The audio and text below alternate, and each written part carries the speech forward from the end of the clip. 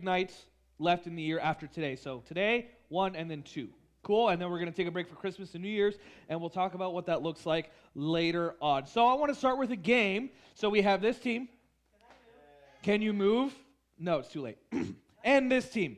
So some of you are kind of far away, so if you kind of want to work together here. What I need from each team, really, really fast, is a team name. Ready? You have 30 seconds. Go.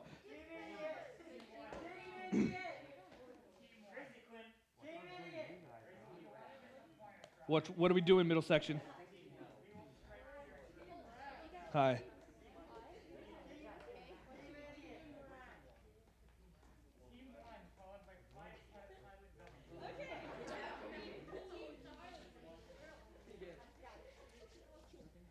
I didn't count 30 seconds. I'll just give you 10 more seconds. 10, 9, 8, 7, 6, 5, 4, 3, 2, 1. All right, middle section.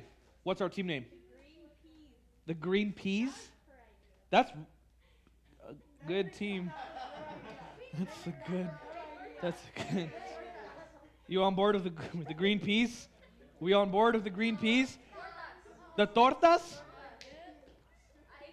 We have a language difference here, all right? We got green peas, we got tortas. So you guys are going to be the green pea tortas. Cool? Cool. Sounds really gross, but you know what? You did it to yourself. This side, where are we? Team 1?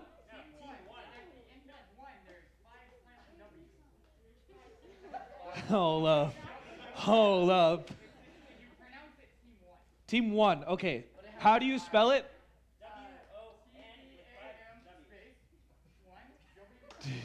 W-O-N, like 1 because you're going to win. W-W-W-W-W. They're all talking to me thinking that they make sense, and they're just not. So, all right, team 1, and the Green Pea Tortas.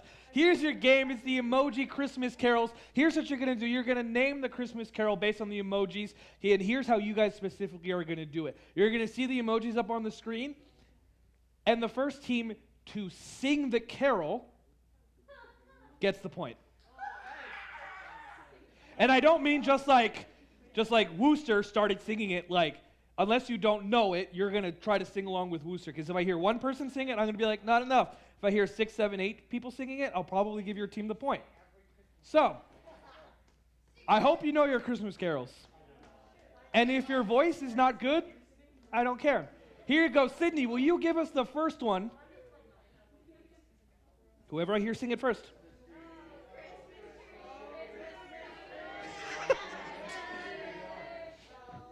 Team 1, you guys definitely came in on the come up on that one. That was really... There was like some unison happening. Like there was something going on there. You guys were right behind them on that. The Green Pea Tortas, you were right there. Sydney, give us our next one. Oh.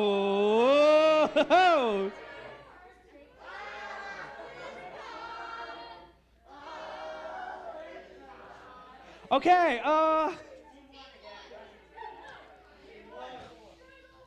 tech booth. Sydney, Amy, and Ari, what did we hear?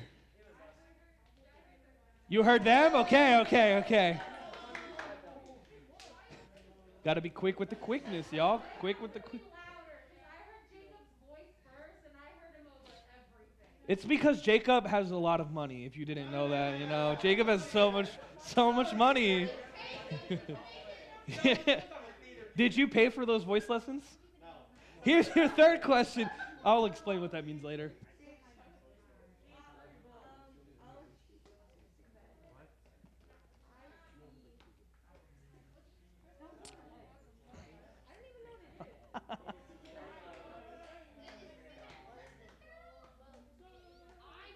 So obviously no one knows how to sing it, so if I hear the title, I'll take it.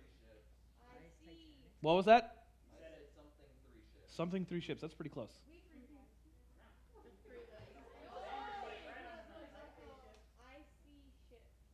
So there's a middle ground in there somewhere.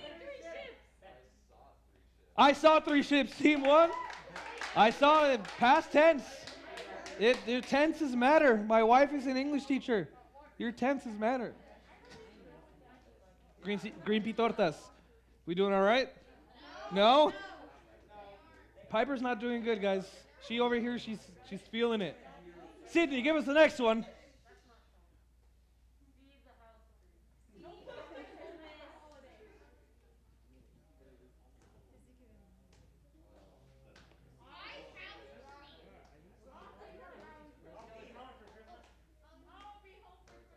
Huh. Was that it? I'll be home for Christmas. Wow.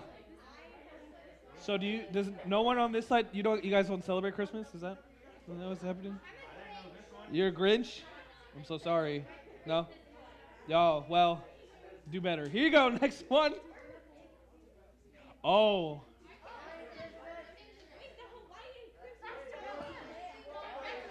Wait, shh. Say that again? Wow. Wow. What? You're on this team. I don't even care. You're on this team. You guys got a point. Yeah, let's go. Quick, what map is that? Who is that? That's Japan. That's Japan. Hawaii is kind of very much smaller and goes the opposite way. This way. Anyway, next question.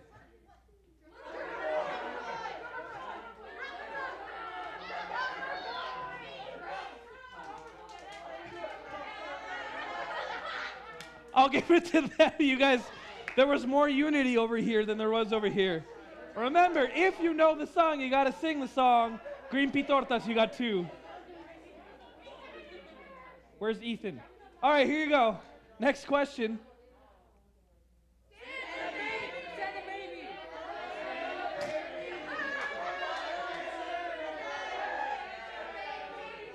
Sydney, what do you think? Team 1, walking away with another point. Y'all made it confusing for me. I had to refer to my experts. What? Yeah.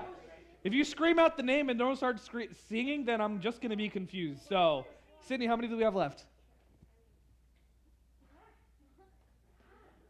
Quick math. 4? All right. Next question.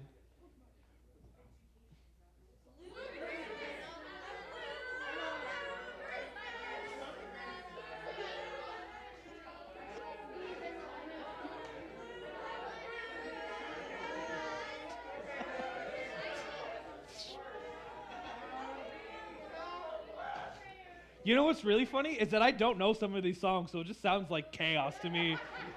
Was it them? Are you positive? Okay, fine.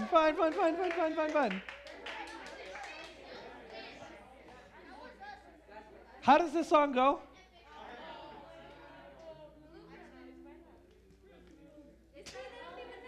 They don't. Someone knew it. Let's go. Listen, yeah, you can yell at me. You yell at them too. Next question.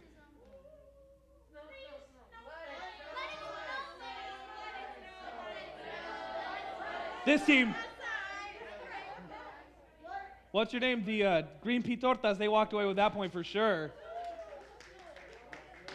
If you guys lose this game, your punishment, you all will have to eat a green pea torta. A torta is a sandwich. But Mexican. It's on different bread and stuff. So green pea, you have to eat a green pea sandwich. Just that. Just green pea and sandwich. What's in the sandwich? Green pea. Sandwich. I guess it's really not, right? Green peas on a bread. Piper's on it. Anyway. Next question. Whoa!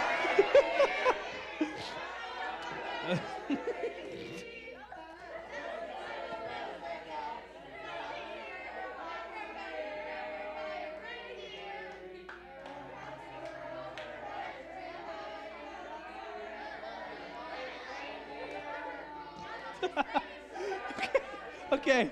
Are we live? Are we online right now? If you're online, I'm so sorry for what you're hearing.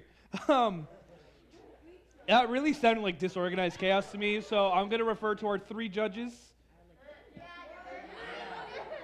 The Green Pea Tortas coming in hot once again. We have 2 more? 1 more? 1 more? Do we have any point count? I haven't been counting. This is just fun. All right, the losing team has to come up with choreography for this next song. I'm joking. What is choreography? Here you go. It is not Jingle Bells. Y'all got it over here. Silver Bells. You gotta have to eat a green pea torta.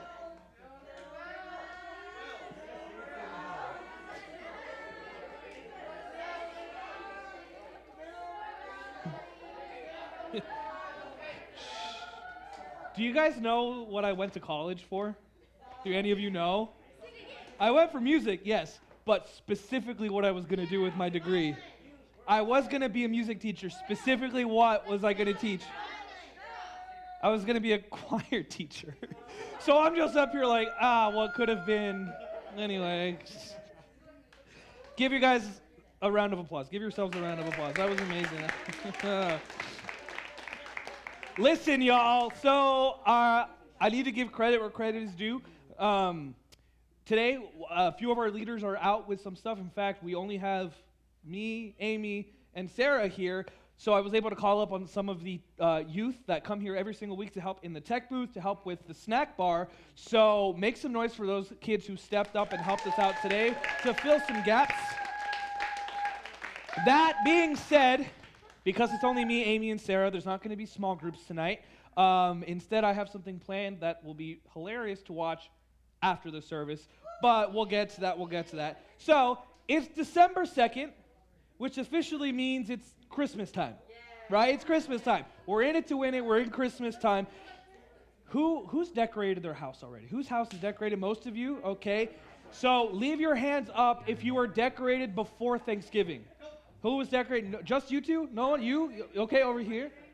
You know, I gotta say, I used to be one of those guys that, like, when people would set up their stuff before Thanksgiving, I would really, like, judge people. I'd be like, wow, you're jumping the gun. Thanksgiving deserves her own time. After Thanksgiving, you can set up your stuff. Well, yeah, everyone forgets about Thanksgiving. Like, how could you? So, yeah, and then I got married. And last year, Quinn.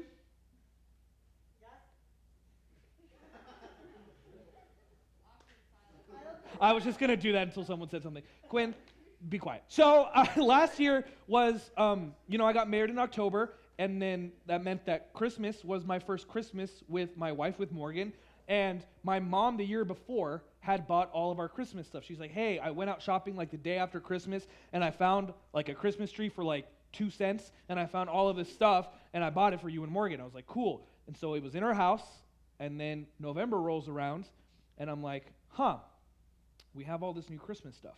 Never been used. It's our first Christmas in our own house.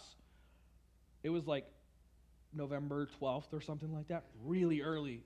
And I was just like, yeah, let's decorate. So my house was decorated for Christmas really, really early last year, even though I was one of those people that was like, if you decorate early, you kind of are the worst. So I betrayed everything I kind of stood for. And then this year rolled around, and I said, I very distinctly remember telling her, I was like, we're going to decorate on Black Friday. We're going to go do Thanksgiving, we're going to do our thing, and then Black Friday, we're going to set up all our Christmas stuff because Thanksgiving, it's over, and now it's time for Christmas. So we were decorated like the day before Thanksgiving this year. It was, I lost that fight. And let me tell you, boys, when you get married in here and your wife is like, time to decorate for Thanksgiving, or for Christmas before Thanksgiving, guess what? You're going to do it. It's going to happen. So, but it feels nice. Like, Morgan got all these really nice decorations. Amy came over. She helped us set up some of our stuff. And we have all this stuff that Morgan put out. And it's really cute and cozy. And it's just like, it feels nice. What isn't so nice is on my day off, like 2 days later, it was 7:30 in the morning. Morgan's awake because she is awake really early. And one of the cats tries to go up into the Christmas tree. Does anyone have cats in here that knows what I'm talking about? They just climb straight up the middle. And Morgan yelled at the cat. At 7:30 in the morning on my day off. Guess what time I woke up? 7:30. I was like, great, that's great. True story. You know, but on your day off, anyway, pop off. So anyway, officially, because it's now after Thanksgiving, all of our stuff is up. It's officially Christmas time, even though Christmas isn't for another 3 weeks and some. And of course, like everything else this year, Christmas this year is going to feel a little different than what we're normally used to. But I don't know about you guys, Christmas time for me, every single year feels really chaotic. Does anyone know what I'm talking about? Like, let me try to, put this into better words. Every year around Christmas time, there's Christmas parties. If you're in sports, like in that season, the winter season, your sports are likely coming to an end. If you are a theater kid or you're in a music class, you have concerts that you have to do, and they're always like right before the last day like of school or whatever. There's big concerts, there's shows. You got to go to Winter Haven. You got to go see the snow on Mount Lemon. There's Christmas movies to watch. You got to put up the decorations. If you're one of those people who gives presents because you can like afford to give presents or whatever, like Wooster, he's going to give us all presents this year. Thank you, Wooster, so much. $1? All right, I'll take it. You got presents to buy. That's on the list. You got family coming into town. You got food that needs to be cooked. And every single year, it feels like the Christmas season, the holiday season, starts earlier and earlier, and the Christmas chaos starts like really, really early every single year. Christmas time is busy, and Christmas time is stressful. Does anyone know what I'm talking about? Does anyone share this pain? And if you don't, you will one day. Guarantee you will one day. Activities surrounding Christmas seem to dominate every single aspect of our lives in the days and weeks that lead up to Christmas Day, because there's so much to do, and if you don't do it, you feel kind of guilty. I know I do. Like if there's something that I skip out on, I feel kind of guilty. But after all, it's Christmas. We got to do it all. We got to do it all because it's Christmas. Because what do we celebrate on Christmas? Who can tell me? What do we celebrate on Christmas? Right, the birth of Jesus. And keeping all of these obligations and doing all this crazy busy stuff and keeping all these traditions is how we show other people, and honestly, it's how we show Jesus how much we love him, right? Right? Being so busy during the Christmas season is how we show Jesus how much we love him. Wait, that doesn't sound right? That's not right. The truth is, really think about it. What if the busy schedule and the plans and the parties and the running around and celebrating, what if it's taking away from the thing that we should be celebrating? What if the attention that we're giving to the events surrounding Christmas detract from the attention that we should be giving to the one whose birth we're celebrating? Is it possible, think about this, is it possible that we could be doing so much in service for Jesus' arrival that we forget to spend time with Jesus? We want to do so much for Christmas that we forget why we do Christmas in the first place. And I'm sure you do this because guess what? I do it too. And do you think Jesus knew that there was going to be a lot of activity surrounding the time of his birth? Do you think he knew? Yes, of course he did. Why? Because he's Jesus. But even if he wasn't omniscient, who can tell me what omniscient means? All-knowing. If Jesus wasn't all-knowing, don't you think he would have just assumed also? Because everywhere Jesus went, there was a crowd. Everywhere Jesus went, something happened. Every time Jesus went somewhere, there was crowds and people gathering, and there's excitement. There's people who broke through ceilings just to see him. True story. You can read the Bible. It's in there. You should read it sometime. And everywhere Jesus went, every time he stepped foot in a new town, there was someone who insisted on making dinner for him and his 12 disciples. And sometimes it was the people that you would expect to make a meal for Jesus, or someone that you would expect Jesus to have a meal with. And sometimes it was the complete opposite, someone that you would have never imagined the Son of God to sit down with. But it just seemed like everywhere Jesus went, there was a dinner in his honor. And Luke 10 tells us of a story of one of those meals that happened at the house of two sisters named Mary and Martha and their brother Lazarus, but Lazarus isn't mentioned in the story. And so Jesus goes over to their house for a meal. He goes over for dinner. And as always, because Jesus was coming over to the house, there was a lot to do. Right? There was a lot to do, and Martha really focuses on that. And Martha was concerned because here comes Jesus, and it's not just Jesus, it's 12 more people that are coming with Jesus, his disciples. And Martha is freaking out because she's concerned about being the perfect hostess. She's concerned about getting the right meal, making sure the house is clean, and all of that. Imagine, and I know most of you will know exactly what I'm talking about. Do you guys know how your mom gets when you have like family coming over? Specifically, hold up, specifically, and maybe it's Mexican, sure, yes, a lot. I relate to you on that one. Specifically, think about, and maybe you can make this connection. If your mom knows that your grandma or grandpa on your dad's side is coming over, it's like 2 times worse. Yes, right?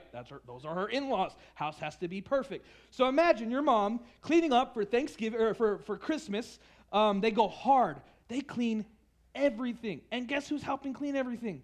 You are too, right? We all know. You wake up on Saturday, that one artist is playing through the house. That's when you know it's time to clean because it's Saturday. That's what's happening for Martha. So she's cleaning the kitchen, the living room, the bathrooms. They're cleaning everything.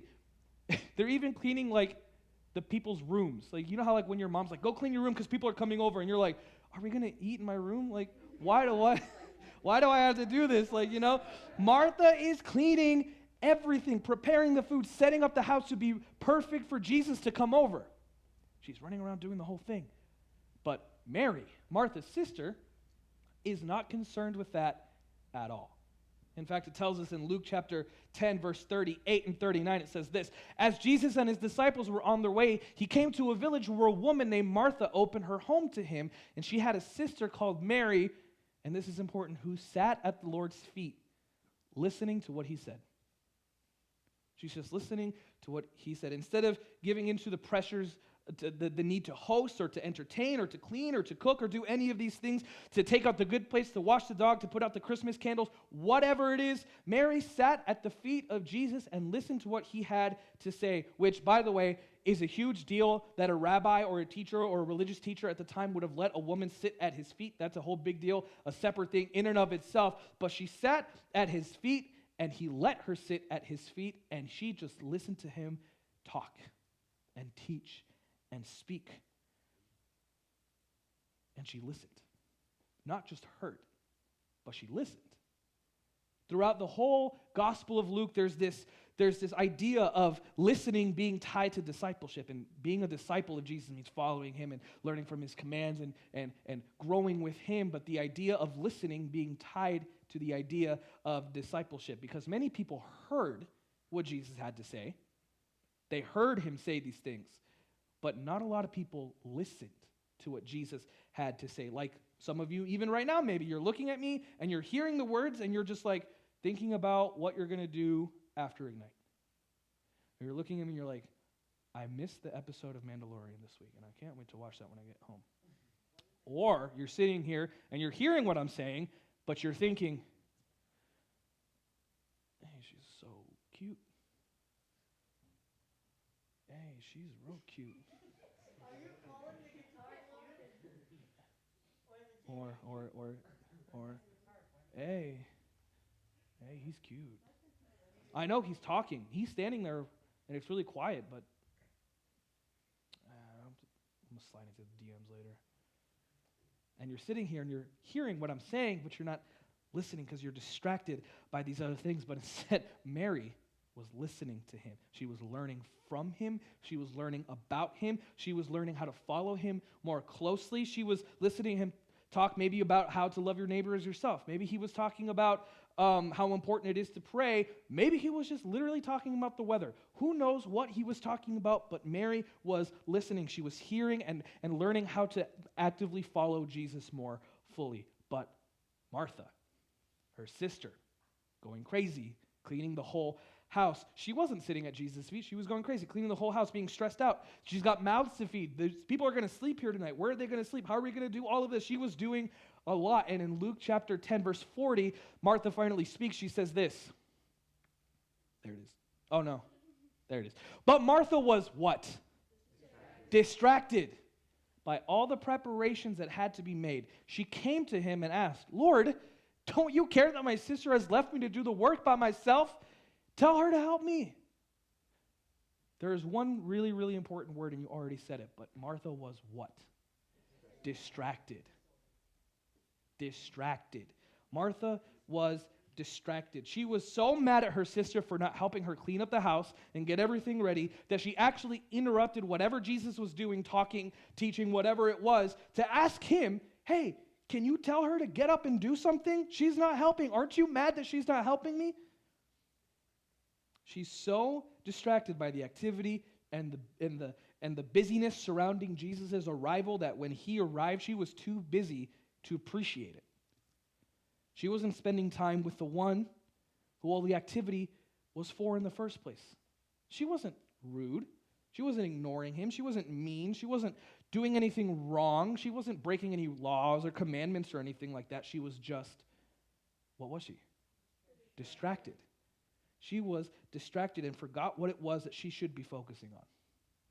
Man, if that ain't me sometimes. Is that you sometimes? Do you ever get distracted from what you should be focusing on? And I don't mean like your test at school or this right now, but do you ever get distracted from Jesus because of all the craziness around it?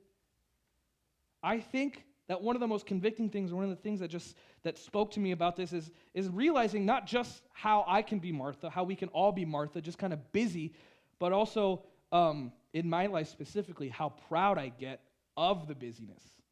Let me tell you what I mean. It's like, oh man, I've got so much going on. I'm so busy. I don't sleep sometimes because of how busy I am. I'm going all over the place, and I'm so important, and everyone must be noticing how cool I am and how busy I am because I'm serving Jesus every single day, and I'm doing all these crazy things. Is anyone looking at me? Not like right now, but hey, what's up? I heard this quote say, if serving Christ makes us difficult to live with, then something is terribly wrong with our services. I don't mean like church services. I mean like what we're doing. If serving Jesus makes us hard to live with, then what we're doing is wrong. So Martha flips out. Jesus, aren't you going to tell her to do something? So Jesus responds. And of course Jesus responds this way. He says this, Martha, Martha. Gave her the two names. Martha, Martha. You're worried and you're upset about many things, but few things are needed, or indeed only one. Mary has chosen what is better. Mary has chosen what is better, and it will not be taken away from her. Jesus has this ability. Every single time he responds to someone who's asking these questions in any story that you read, he just has this ability, and for lack of a better term, he just mic drops all the time. People will say something and he'll just respond, drop the mic, walk away, and then you reading it or whoever he's talking to is left to just sit there and think about what he just said. Like, wow, he said only one thing is needed. Mary has chosen what's better. Now I got to rethink my entire life. Mary has chosen what is better. Notice he didn't say that Martha was wasting her time with unnecessary or unimportant things. Jesus didn't rebuke her. He just reminded her that something out there is better than all the crazy business or the desire to have things perfect. And he reminded her that he, himself, Jesus, is better. The time with him is better than a perfect feast, even a perfect feast for Jesus. That time with him is better than a spotless house, even a spotless house for Jesus. That time with him is better than getting the girl or the boy that is sitting in front of you or beside you that's really, really cute. It's better than getting them the perfect gift that maybe they might like you back one day. Jesus is better than all of those things. And this was the hardest thing for Martha to learn. That time with Jesus is better than service for Jesus. Time with Jesus is better than service for Jesus. Martha was doing the most, right? She was running around doing everything in a half, and Jesus told her that what Mary had chosen to do, which was to sit at his feet and spend time with him and just listen to what he had to say, what Mary had chosen was better. Her choices weren't bad. Martha's choices were never bad. In fact, I would say that everything she was doing was good. Would you agree with me? Cooking, cleaning, doing all of those things, getting the house ready, trying to be good for Jesus. Is that a bad thing? No, of course not. It's good. But her priorities were misplaced. It just simply wasn't the best choice at that moment. Why? Because Jesus was there. So we should listen to these words from Jesus. Choose what is better. Like Mary, choose what is better. So how do we do that? How do we choose what is better? How do we have ready? I'm really, really proud of this. How do we have a Merry Christmas? Huh?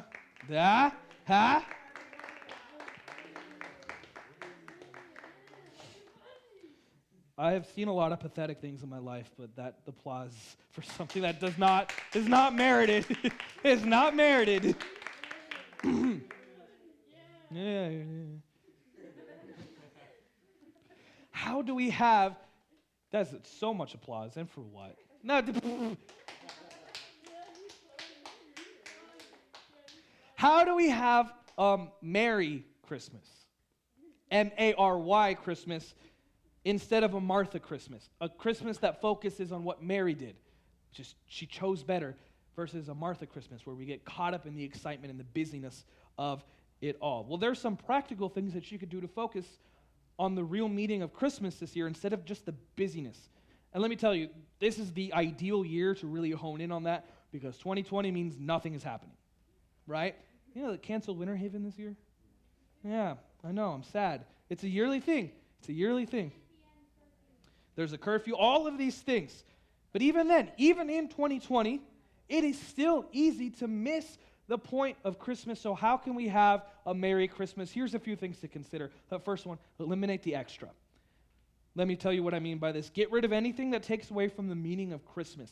And I don't mean like let me explain. Watch Christmas movies. If that's something your family does, my family never did that. But if your family does that, if your family watches Christmas movies, watch Christmas movies. That's a good thing. Binging every single Christmas movie in one day and not doing anything else? Probably not the best idea, right? Do Elf on the Shelf. Does anyone do Elf on the Shelf? Does anyone's parents do Elf on the Shelf? I never did Elf on the Shelf. That was something I actually learned about for the first time like 3 years ago, and I was like, oh, that's creepy.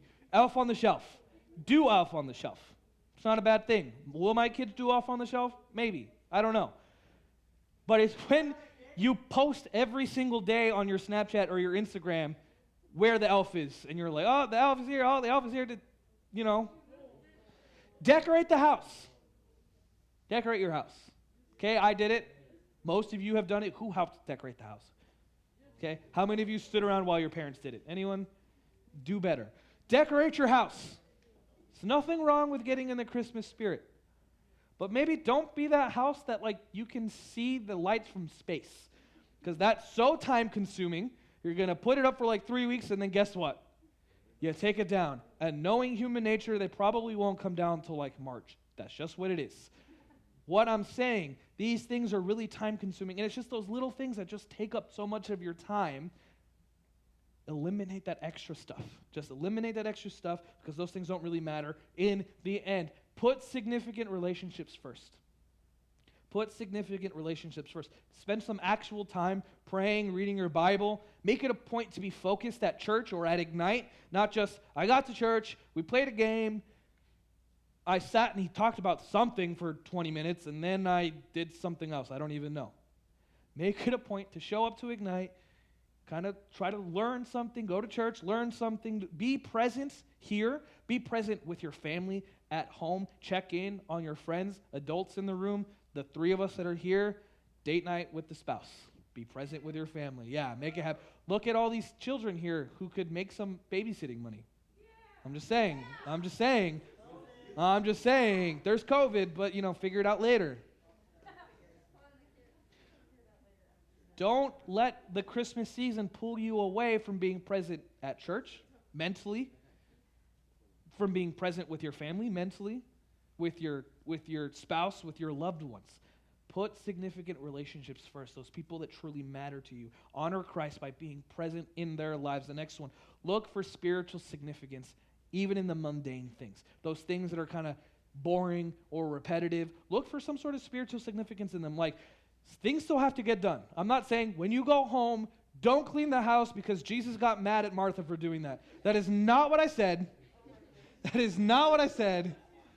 May it be known when the parents come back and watch this live stream to see what the heck I'm talking about. I didn't say that. Things still have to get done. You still have to mop the floor. You still have to clean the litter box. Whatever it is, but find some spiritual significance in it. Maybe think of it as an act of service to the people in your house or to yourself. Let me tell you. And maybe you guys don't understand this because I didn't really understand this until I was out of my own house and living on my own, or out of my parents' house and living on my own. Me and Morgan went through like 3 weeks recently where we were just mentally fried, done, nothing was good, and when we came home, our house reflected that. We let things go, dishes piled up, all of these things. Does anyone know what I'm talking about? Your room gets really messy when you're having like those really bad weeks. Yeah. And for you, it's probably just your room because it's your room at your parents' house. But over the Thanksgiving break, after having a day to relax or so, we went through our whole house and we cleaned the whole dang thing. It was beautiful. And then like 3 days later, guess what? We did it again. And there's something about having just things put where they're supposed to be and things smelling good that is so good for your mind. Does anyone know what I'm talking about? Like when you clean your room, like you clean it. Like you go for that cup that's under your bed that you know has been there for like 4 months. I know you're gross.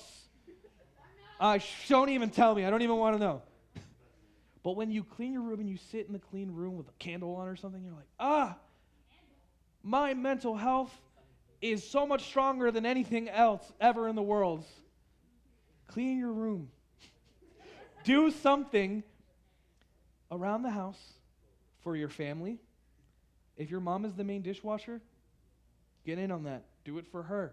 Do it for yourself. But find spiritual significance in those mundane things that you do all the time. And the last thing that you could do to have a Merry Christmas, focus on those in need.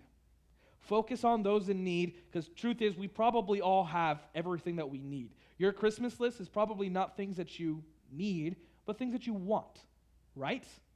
Like, let's be real. And I don't know if you guys are on the same boat, but if for Christmas I got nothing, while I would be so sad, because I'd be like, wow, no one loves me. But if I got nothing for Christmas, could I survive the next day? No. Yes. Are you on the same boat? If you got nothing for Christmas, could you wake up the next morning and survive? There are some people in the world who they literally day to day don't know if they'll have what they need to make it another week. So focus on those in need, because Christmas isn't about us or the stuff that we get, but rather the stuff that the things that we can give. Time with Jesus is better than service for Jesus. Follow these things. This Christmas, listen, we'll be tempted, maybe less so than usual, but we'll be tempted to focus our time and attention on all of the activity that surrounds the arrival of Jesus, like I've talked about. And like I said, there's nothing wrong with those things. There's nothing wrong with the dinners. There's nothing wrong with the programs. There's nothing wrong with that, right? There's nothing wrong with those things. But we have the opportunity to be like Mary and choose something better. We have the opportunity to spend time with the one whose arrival we're celebrating. We have the opportunity to be with Jesus, which is, by the way, the miracle of Christmas. The whole point of Christmas is that Jesus is with us. 700 years before the birth of Jesus, the prophet Isaiah wrote this in Isaiah chapter 7, verse 14. Therefore, the Lord himself will give you a sign. The virgin will conceive and give birth to a son and will call him Emmanuel, which is another name for Jesus. And can anyone in here tell me what Emmanuel means? Yes. Emmanuel means God with us. The name of Jesus, one of his names, Emmanuel, literally means God with us. And if God is with us, if this is true, and it is, if God is with us, then shouldn't we make it a point to spend time with him? Set time aside this year to focus on this. Don't let all your crazy running around and all your crazy busyness be in vain. Time with Jesus is better than service for Jesus. And Ignite, I want you guys to grasp this. Have a Merry Christmas rather than a Martha Christmas. Got it? Wow. Applause at the end of a message. Okay. I'm going to punch them all in the head. Let me pray. I hope this stuck with you, and then I got something else fun that I want to do to close out tonight. Father God, we thank you for the opportunity to come together and just listen to your word. God, I thank you for Emmanuel, that, God, you are with us. May we focus, God, on the important. I know lots of things are being stripped away right now. There's a lot of things that aren't happening this year, but we can still lose sight of why we do this. And God, that is you. You are why we do this, that you sent your son Jesus to live among us. May we remember that. May we honor that. May we spend some time with Jesus in this Christmas season. God, we love you, and I thank you for everyone who is here tonight. I thank you for all the youth leaders, youth themselves that stepped up to help out tonight. And God, just continue to protect us. It's in Jesus' name I pray, and everyone who loves Jesus said, amen, amen. All right. Are you ready? Okay, I'm going to... So, instead of doing small groups today, because obviously we can't, we're going to do something a little bit different. We're going to go outside here in a second. And Sarah came up with this awesome idea of doing a pie eating contest. So, here's how we're going to do it. If you're in 6th grade, will you raise your hand?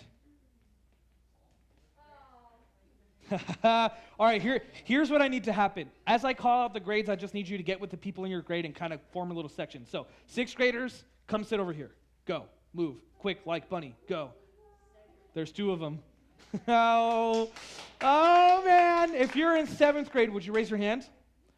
A lot more. Will you guys just kind of sit in the section kind of next to them over here? 7th graders, go.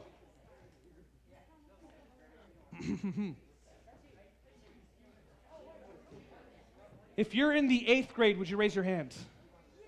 1, 2, 3. Cool. 8th graders, come sit in the front section. Piper, you might want to move to a different spot so you don't get caught up with the 8th graders. 8th graders, front row, come join me. It's fine. It's not about numbers. It's just, I'll explain in a second. What grade are you? 9th graders, freshmen, where are we at? Freshmen, will you sit in this middle section? Right where they are right here. If you're in the middle section, you're not a freshman, just kind of move off to the side. Sophomores, where are we at? There's a lot of you. All right, will you come and just sit in the back 2 rows right here? Juniors, do we have any juniors? Oh no, Piper, I'm so sorry. Piper, you can just... I'm sure there's people who are willing. And you're our 1 senior? Okay. Is there anyone missing? 6th graders, where are we at? Raise your hand. 7th graders? That whole 8th graders? 9th graders? Sophomores?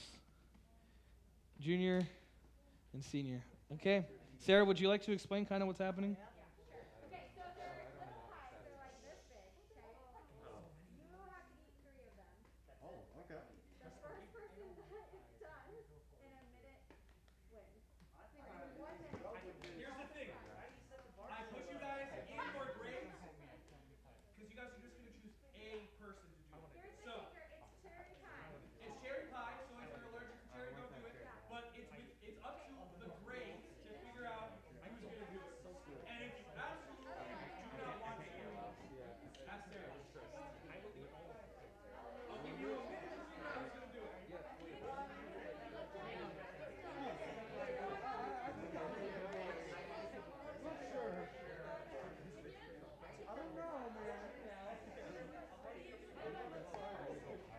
You are so brave. Are you ready for this? You're not going to throw up on me, are you? Good. Okay.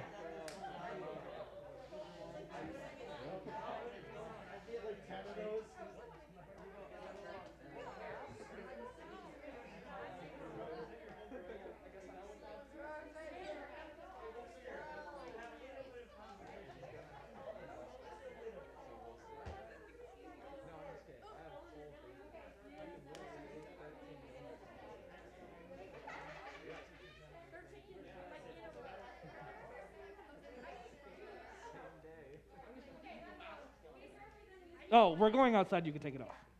There will be distance. Don't you worry. Are you representing the seniors? All right. So if you're representing your team, follow Sarah out. Sarah, go put them where they need to go. Everyone else hang out for 1 second.